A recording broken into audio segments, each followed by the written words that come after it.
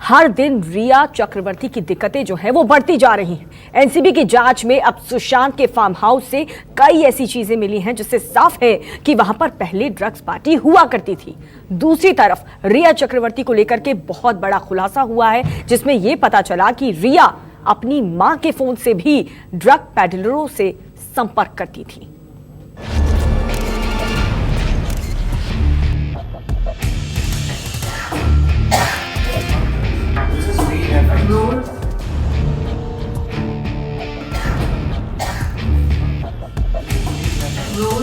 रिया चक्रवर्ती और सुशांत सिंह राजपूत के रिश्ते में मोहब्बत से ज्यादा नशे का जाल फैला हुआ था।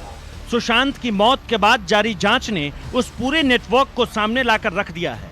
नशे का कारोबार तो होता ही खतरनाक है, ऊपर से ये काम महबूब के लिए करना हो तो इंसान किसी भी हद को पार कर बैठता है। रिया चक्रवर्ती अपने भाई शौविक के साथ यही काम कर रही थी।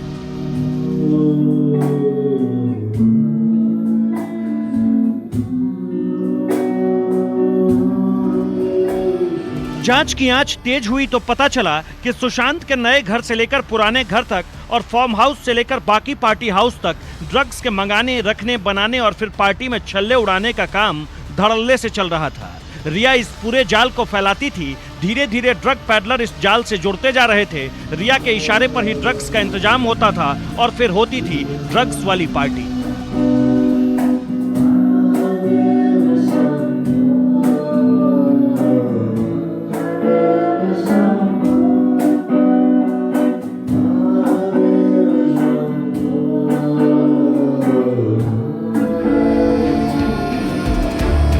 सुशांत के फार्म हाउस पर एनसीबी की छापेमारी हुई है।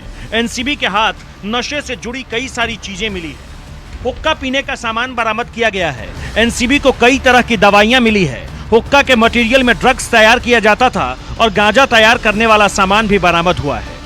सुशांत सिंह राजपूत के संदिग्ध मौत के मामले में एनसीबी के द्वारा लगातार धरपकड़ और छापेमारी की जा रही है। इसी कड़ी में एक के बाद एक बड़े खुलासे भी सामने आ रहे हैं। एनसीबी के द्वारा सुशांत सिंह राजपूत के फार्म हाउस पावना इलाके में स्थित है, जहां पर उनके फार्म हाउस पे जब एनसीबी के द्वारा छापेमारी की गई तो बड़ी संदिग्ध चीजें बरामद हुई हैं। सुशांत सिंह राजपूत के उस फार्म हाउस में जब एनसीबी की टीम छापेमारी के लिए पहुंचती है तो वहां पर हुक्का से जुड़ी हुई तमाम चीजें मिलती हैं, जिसमें गांजे और अन्य मादक पदार्थ का इस्तेमाल किया जाता था।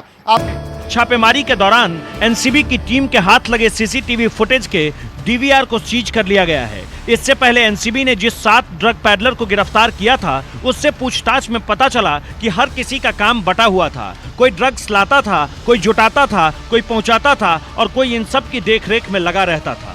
सबसे आखिर में यह ड्रग रिया चक्रवर्ती के जरिए सुशांत के कमरे तक पहुंचता था और फिर होती थी ड्रग्स वाली पार्टी।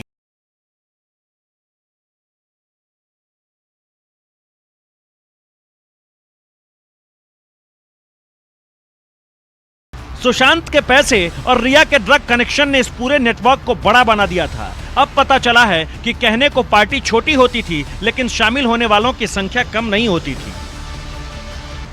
एनसीबी को जांच में पता चला है कि एक आइलैंड के पास ड्रग पार्टी हुई थी। इस पार्टी में कई लोग शामिल हुए थे। एनसीबी इस ड्रग्स पार्टी के बारे में जानकारी जुटा रही है। सुशांत इस आइलैंड पर अलग अलग वक्त पर आया करता था।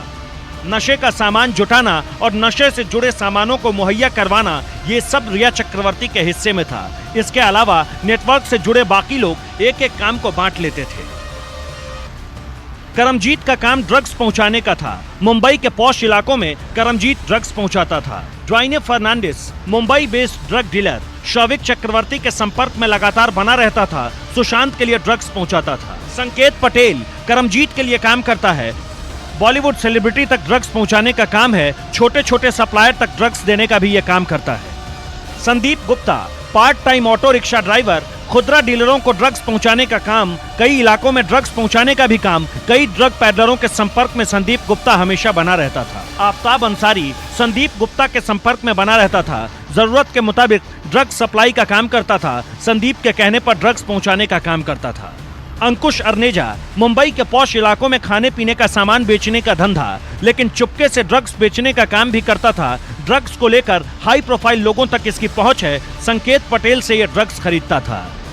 जांच कर रही एनसीबी को नई कामयाबी मिली है। इस पूरे मामले में 6 नई गिरफ्तारियां की जा चुकी हैं, जो अब संख्या बढ़कर गिरफ्तारी की 16 जा पहुंची है। सूर्यदीप मल्होत्रा और करमजीत नाम से 2 ड्रग्स अन्य पैडलर को भी इस पूरे मामले में गिरफ्तार किया गया है, जिनके लिंक्स बॉलीवुड रिया चक्रवर्ती और शौविक से निकलकर सामने आ रहे हैं। वहीं आपको बता दें, शौविक का यहां पर दोस्त भी है, जिससे वो लगातार संपर्क में था और ड्रग्स की सप्लाई किया करता था। इन सब के संपर्क में रहने के लिए रिया चक्रवर्ती अपनी मां के फोन का भी इस्तेमाल करती थी। मतलब अपना फोन तो रिया के पास था ही, मां के फोन से भी ड्रग पैडलरों को डायरेक्शन दिया जाता था।